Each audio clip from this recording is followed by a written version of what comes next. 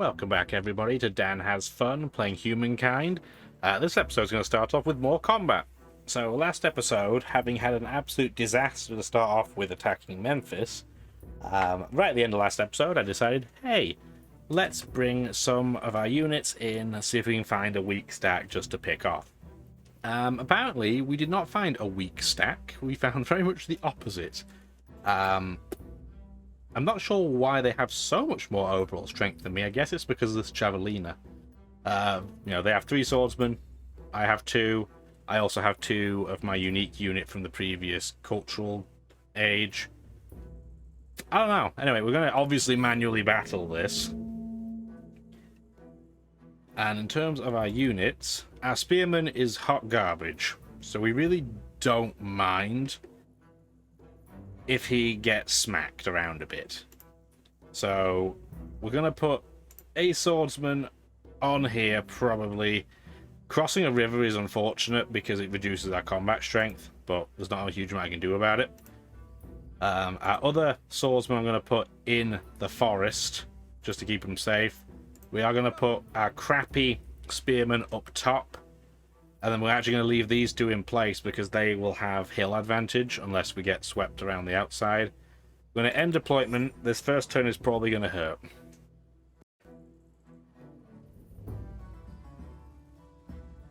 Yeah, our spearman actually got poisoned, which is interesting. That they would go after him as a priority, but you do you, computer. In terms of the fight... Oh, this is why their strength was so high. Their reinforcements are crazy. And spectacularly inconveniently, am I 1 tile outside of my reinforcements? No. Okay, so yeah, here's some reinforcements of mine. So they're just inside. This is a lot of units. I only expected this to be a very small little skirmish, and I've accidentally blown a full-blooded war into it, I guess. So that's not quite what I had in mind. We've already lost a couple of units. That's just great. Okay. So we clearly need to deploy some units to protect us here. So we'll get that down. We can only deploy 1 unit per turn. Like I said, we're learning on the fly a bit here. So we might end up just sacrificing a new stack to them. Yeah, because we only have 4 units. They have 9 somehow. They must have had another stack of units over here that I couldn't see. So, no, just like last episode, we're going to start this episode by walking into disaster as well. At least I'm consistent. At least there's that. These Javelinas are terrible in close combats. We're just going to try and wipe these guys out.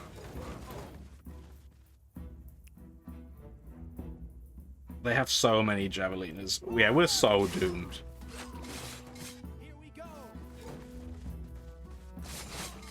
And even with those 3 units, we only just took out, what, 1 set of Javelinas? That was it.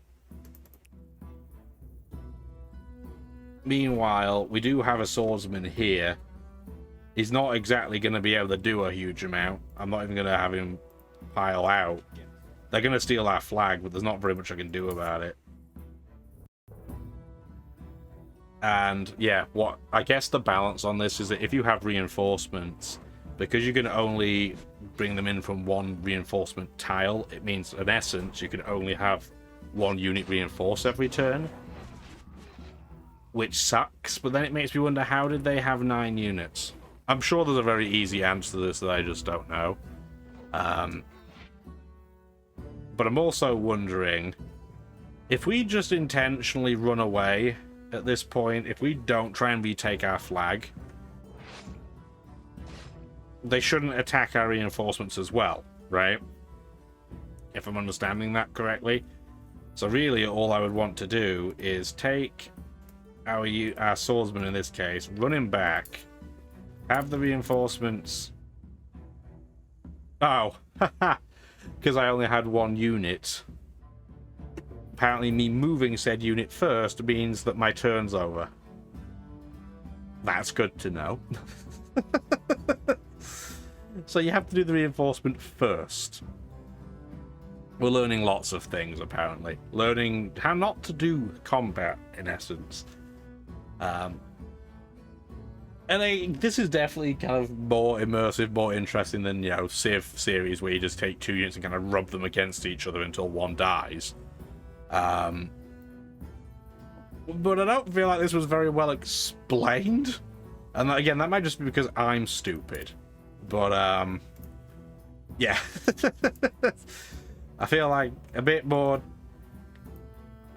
insight would have certainly helped this. I feel like a lot more transparency with the interface would have made this easier too. Anyway, yeah, we should lose now by default, which we did because we didn't defend our flag, so that's fine. So yeah, we lost that stack, but not a big deal.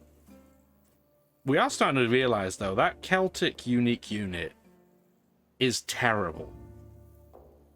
Like, it doesn't really seem... Maybe I'm just not using it right, which, don't get me wrong, could totally be the case as well. But I don't feel like it's particularly strong. It does mean, now that we've had all those units shattered, we probably want to... I don't know. Probably want to start building more units here.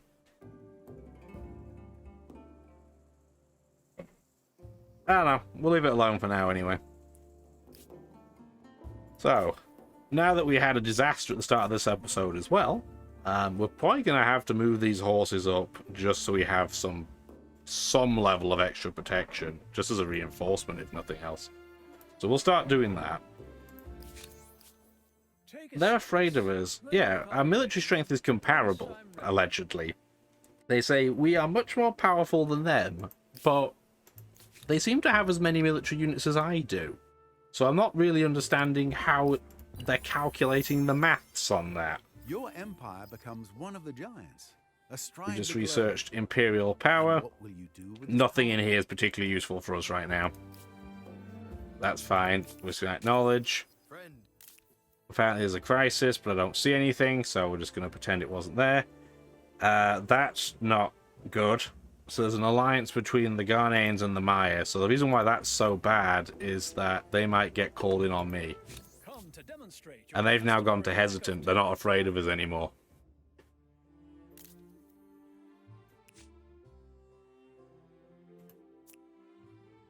I don't really want to offer a surrender, because that just means they're going to have to give us a ton of money. Although, interestingly, somehow my war score is still higher than theirs. I don't know. I don't know how they're calculating that either, but okay. Sure. So effectively what we're just going to have to do here is start spamming out a load of units. Why aren't you on auto-explore? You can't? Why? I don't know. Also, I guess, Brown is predominantly inland, so why not go over here and start kind of ransacking and annoying things? Is there even anything over here to deal with? There's ambergris. So I guess we'll go over there and ruin its day, because he shouldn't have any way of defending them. Could be totally proven wrong. We'll see.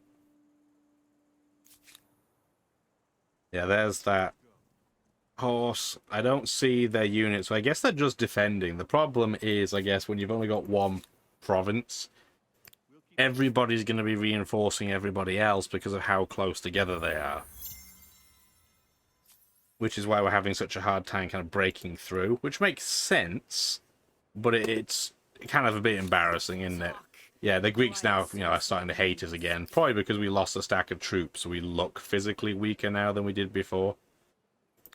This stack of units, let's just move a couple of them, transfer them over, I don't know, here, as an example, and then maybe we'll just have him transfer over here as well, like that, so that they could be reinforcements. We've got another event, so a merchant from afar. If we consent to this, there's a chance of unexpected results. We're just going to do it because it's fun, not because I think it's a good idea. Why not? I don't see him being the aggressor about anything. I'm trying to work out why the game thinks I'm winning this war slightly. It doesn't make sense to me, given how badly this has gone. The Greeks are now in the medieval era. They're being, taking over as the Greeks. As the Mongols, rather. The Greeks not taking over as the Greeks. They're becoming the Mongols, which is also terrifying, because obviously that's a very warmongery cultural group. Nemosos. Yep, that's fine. This scout might as well just live in there at this point, just to keep it safer. And then we'll just have them all station again. These guys are just going to station in place. We're still making some money every turn. We're not making anywhere near as much as I wish we did, but Haojing is going to help us a little bit on that front. End turn. Still don't see us getting attacked anytime soon. We just had a resource sold, so that's going to be good for our money. Idle city, so we want to... We're going to get that down just so we can potentially get more money. This only has 78% stability too. So we do want to be a little bit careful. But the stronghold can really give you some major food. So we're going to do that to get 22 food. So again, then we can move more of our farmers away from farming and into things that can help us make more money, or more hammers to plow out more of these military units. But military units in this game, they don't feel like they're expensive in terms of production. They just feel like they're expensive in terms of upkeep. But maybe that's just the way I play the game. What do the Maya think of us now? Aggressive. So they're just angry. They didn't change their military strength in comparison to us. They just hate us, which is fair. Still interesting that Seuss is an independent city-state, effectively. Independent, nomad tribe, whatever you want to call them. Up to 61 gold per turn. Keep going. We need our longbows, and we need them, 2 videos ago to prevent from some of the embarrassment that we got. I don't think they'll be hiring me as a military advisor anytime soon. Got an agrarian star. We are getting a lot of population, even though we're ploughing a lot of it into military units that we're killing almost immediately. But we are going to get good fame for it.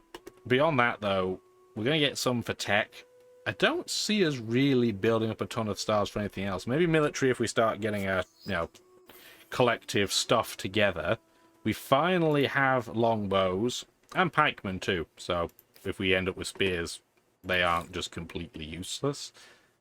Beyond that, what do we want to do right now? Peasants are just the citizens but upgraded, effectively.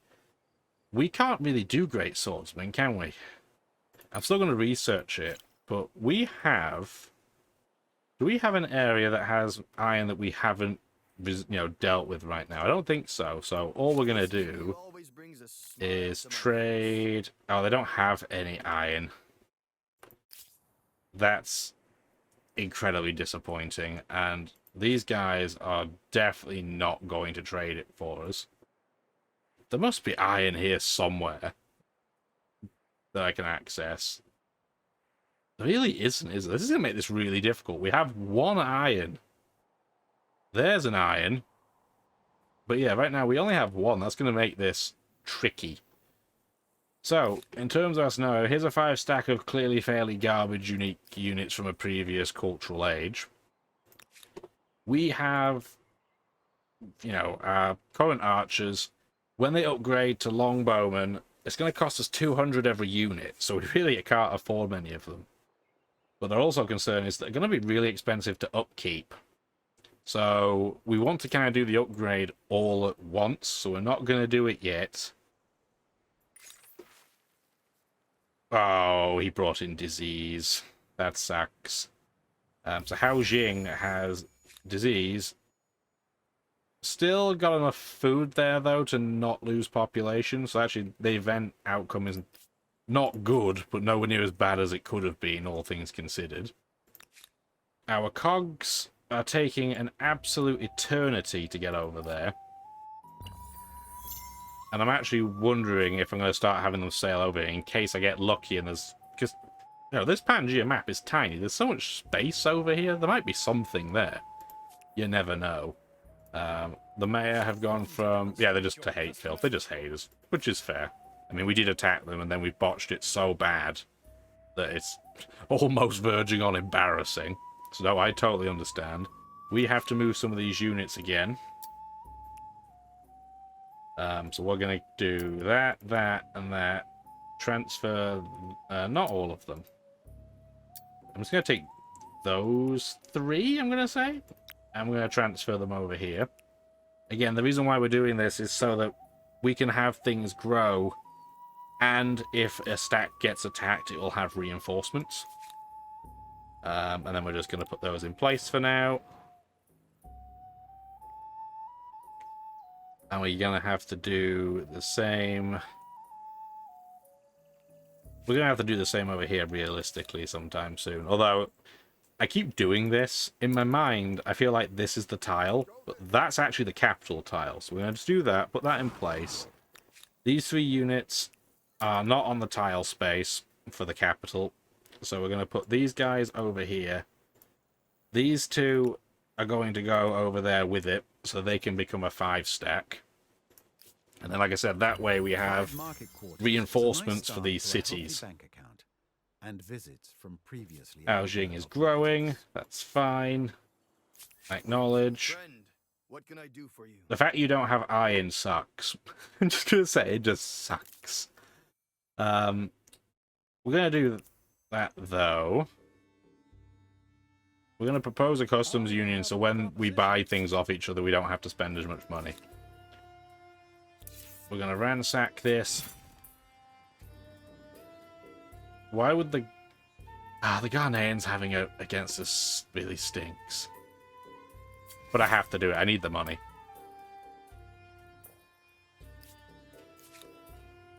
I hope they don't do anything stupid, but you never know. I'm actually going to have these guys merge together here and then just sit. So that's fine. We are making reasonable money. We do have a good backup stack. But we're clearly going to have to take in more than 1 5-stack at once. I'm going to leave this 5-stack here because it's just all melee units. And then what's going to happen is I'm going to try and make 3 5-unit stacks here. And then have them as a balance of military, you know, like direct combat units and indirect combat units. And then hopefully we won't get too stuck. But we are now going to have to start building longbows, which don't take that long, only 2 turns here, but they're going to start costing a fortune in maintenance. Norossos actually lost a population. What happened? Oh, they're just at the maximum. So yeah, this is something else that happens. When you get to maximum population, the game loves to bounce around that you have maximum population. We actually have our maximum investment here too. So what we should do is get some stuff down. Gotta go for money again, like that. Yeah, we want to get some stuff down so there's more jobs available. Like that. And then you are just going to go all money, and then finally at the end, I want you to get plus 20 stability, because it gets too low, it won't build anything. So we obviously don't want that to happen. X out, like that. They're going to be aggressive towards, but I think that's actually slightly nice. I think they were hate-filled. Again, it should really tell you, but it doesn't. Akkad, meanwhile, yeah, is going for a little bit of money, and then I'm going to need it to continue pumping out military units. I'm going to get it to build pikemen. Pikemen are also expensive to maintain, so we're going to be watching our money very, very carefully. Because we can jump off a cliff very, very quickly in terms of finances if we're not careful. There's a 4-stack. What's in his stack of units? A frozen event is what happened there. So yeah, these javelinas are really dangerous. They also have Eagle Eye at the moment, so they're getting more scouting, which is interesting. And we also have a watery grave. We could mobilize, we could contract them. That's just money, or we can protect them, which gives us more faith. Honestly, I'm going to be a baby and just take the money right now. I'm pleased to see you. Still not useful. Wish you'd just get Iron Guy. That would be so helpful. These guys are just being left alone. So yeah, this is where we're making our money right now, is by ransacking that tile. So it's definitely the right thing to be doing. We're just hoping the Ghanaians don't get so understandably aggrieved that they want to attack us for it, but I don't really have an option right now. It's kind of like the German U-boat policy, right? Where you just hope you don't annoy the US enough that it ruins your day. We did ransack it. See the sights, appreciate the local culture, and take anything that's not... And at this point, I don't think there's any... Yeah, there's nothing left to ransack, so you make no extra money. And that can't be... Does anything else that we can actually ransack that will be helpful for us? No. Okay. That's fine. So we're just gonna sit in place. As it happens, we're just gonna stop them from building it there again. There is an argument to let them rebuild it so we can ransack it again, but I don't want them to get the benefit from the ambergris, because ambergris gives you science. I don't want them to keep, you know, teching up and getting better units. That's not going to help me beat them. So, we're still popping out units. I guess, yeah, units are popping out outside of the city, which is why we're starting to lose war support, so we're going to have to pull the trigger. Yeah. So at 24, we need to move, like, now, effectively. So we're going to have to. Our decision has been made for us. So this is a longbow. You're going to join the crew over there. This horse, though, is just... it's strength 27. I don't know why in my mind I thought it was only strength 23, but 27 is not terrible. They're just regular swords. I think we're going to have to commit to it at this point. So these guys are going to come with us. So they're going to go over here. We're going to leave those two in place for the time being. And then these guys, we're going to upgrade both of them. It's going to hurt our finances, but they're upgraded. We're then going to have these guys all be upgraded. Like that. And then we should have the ability... We're probably just going to have this guy at the back as a reinforcement, as opposed to being in the actual stack. But these three and those two are going to form up together. And then we're going to go and hopefully wreck some face. That's the plan anyway.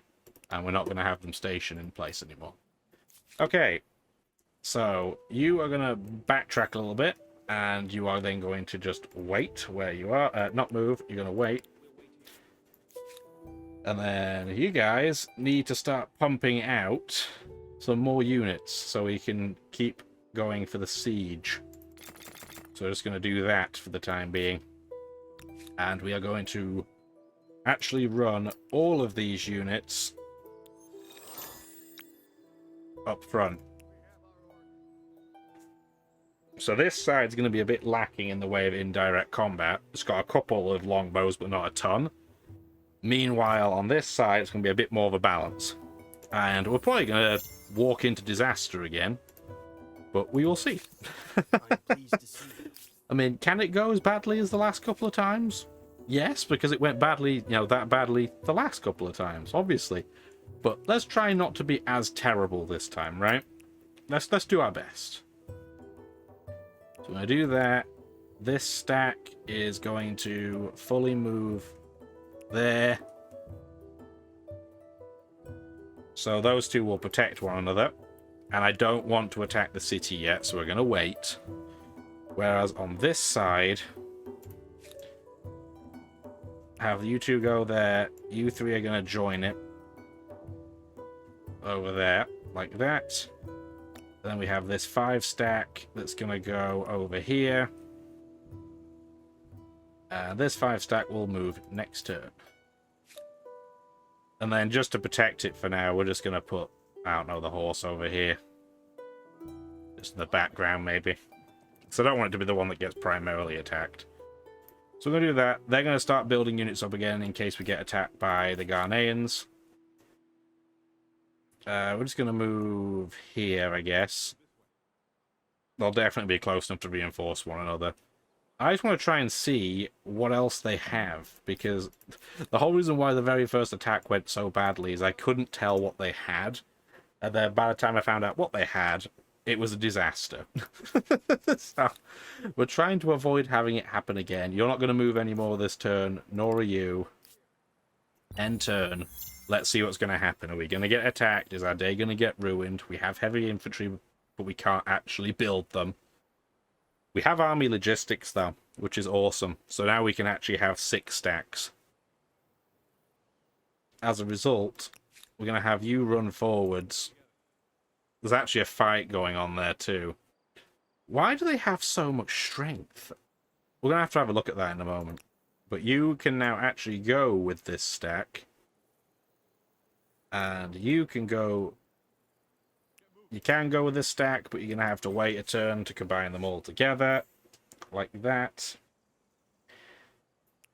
Here's the problem. We don't have enough iron to upgrade our swordsman, which sucks. It's really bad, really inconvenient. And we don't have any way, from what I can see, of dealing with it. We're going to get feudalism so we can be defensively more sound. And then we have this mess.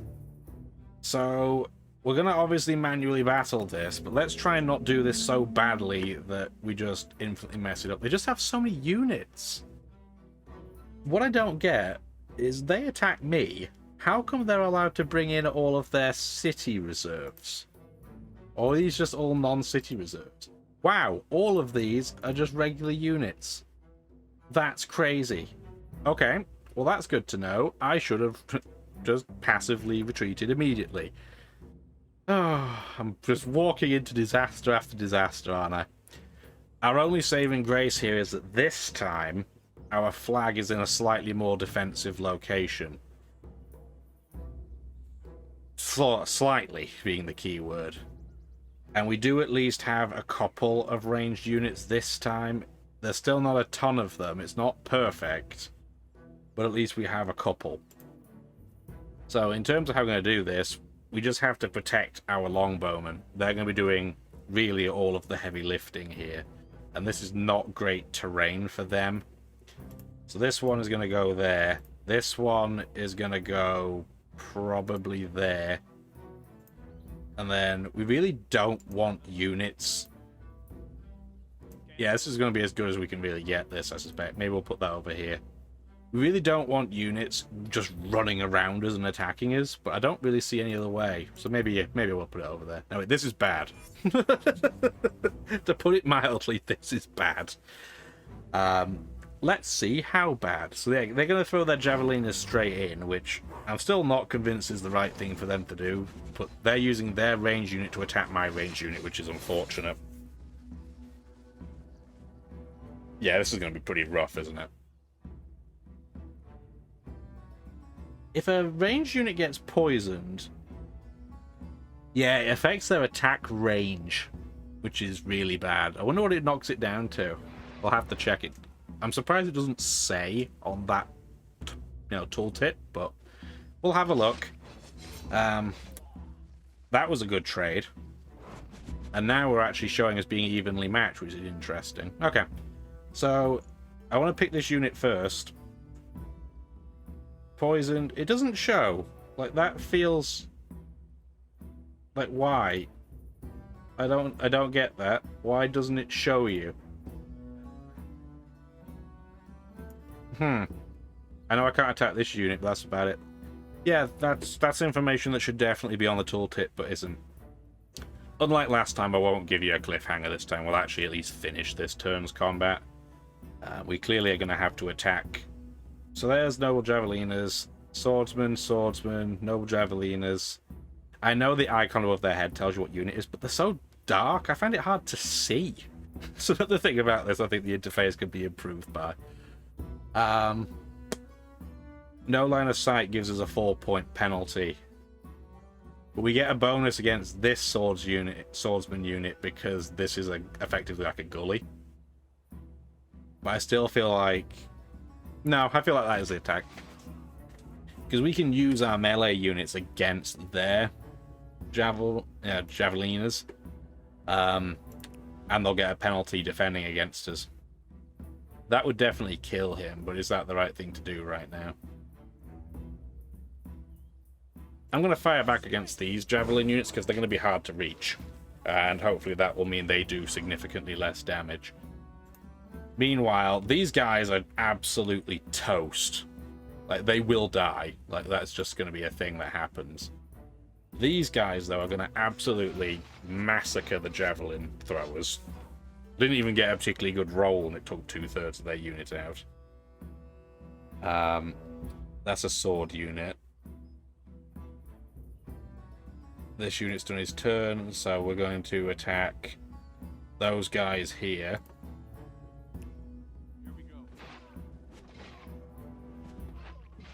Sides are both evenly matched still, apparently. Did I take that unit out? Yes, I did. If we attack this now, we're both at 27 strength. I don't feel like that's a great trade. I don't really want my unit to then go into this gully to attack, because they will get they'll get a +4 from the high ground. So that's not a great location for me to go at. They get it over here too. So that's not really what I want to do. So they're going to sit in place. These guys have gone. These guys are just going to clean up that sword unit.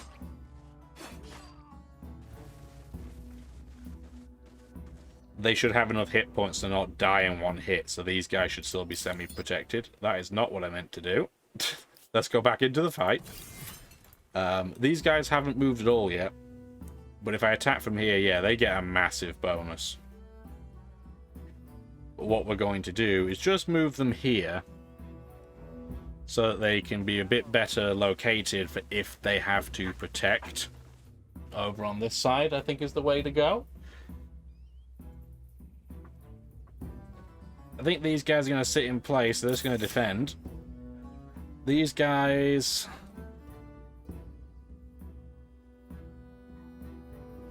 If I just move, can I move a unit into here? I could. He would probably, get killed, right? No, it'd take 2 turns. Okay. It takes a full turn to climb, I guess, the walls, and you'd have to be adjacent to it. But I am tempted to go over here. Can I go here to there to here? Apparently not. Okay.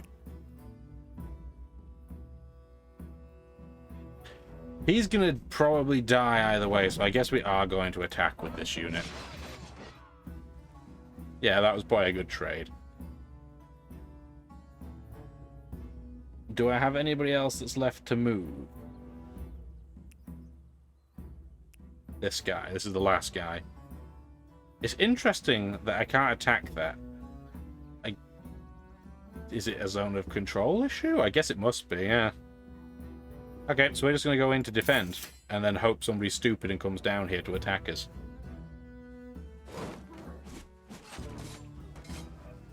That hurt. Yeah, we took 35 damage from the javelin. That hurt as well.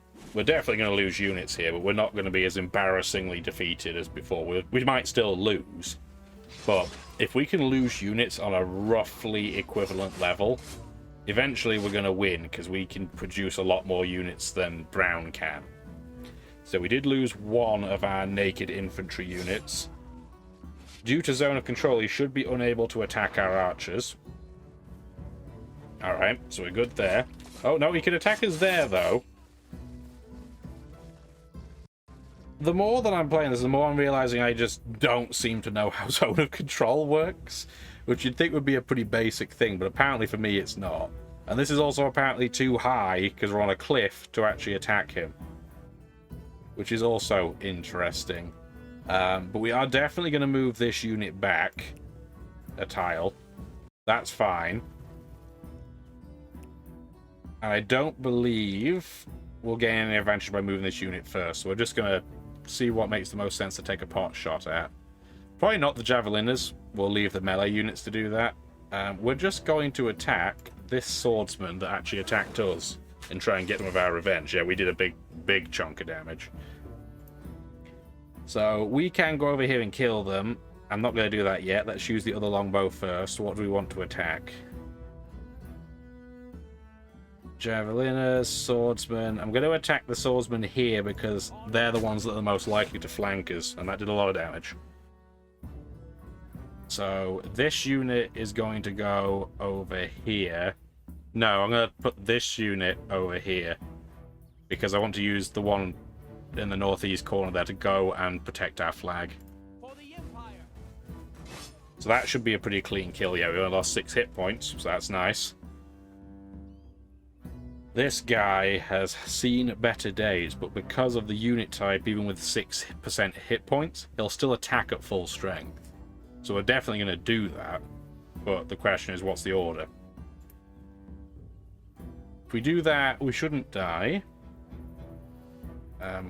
Who does the most damage, though? Yeah, these guys do more damage because they are in a better position from adjacent friendly units. That did, I think, the maximum roll. That was an 85 damage attack. That was massive. So we're going to use this. This should not kill us then. So we're going to go attack that one. Did we kill ourselves? We killed each other. That's amazing. Not good, just amazing. It does mean they'll probably steal our flag. Actually, no. What we're going to do is we're going to go over here with a fairly weak but not completely weak unit. We could attack...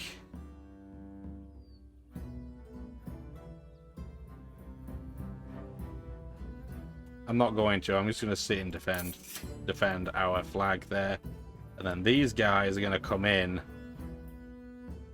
Can I move here and then attack? Or do I have to move here and then attack? Let's have a look. Also, this unit should definitely attack too. So we're going to attack this weaker unit, see if we can wipe it out. We could not.